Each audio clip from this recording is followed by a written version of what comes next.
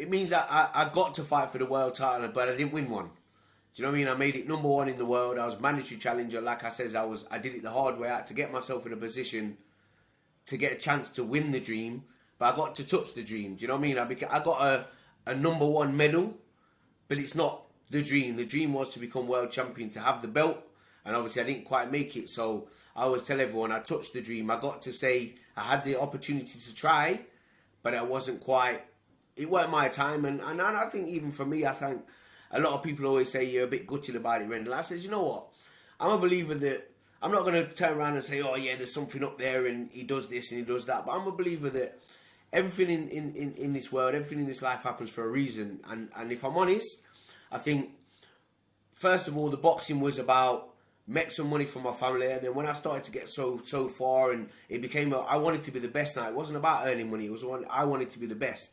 And one thing my dad used to always say to me, he says, don't worry about the money, worry about the belts, because the belts what bring money. And that's how my life was. And I always look at it and go, obviously retired, obviously from then, I run my own boxing gym, teaching what I like to do. I've got a professional trainer's license. I run my own school, which is like an alternative provision, working with kids who are excluded from school. And I always say that when it got to a point for me that I always said that I want to be a world champion and I want to have enough money to buy a house to live in for myself and to buy a house to rent so me and my family can live comfortable. Now, I think if I'd have won the world title, winning the world title and one defence would have given me that, what I needed.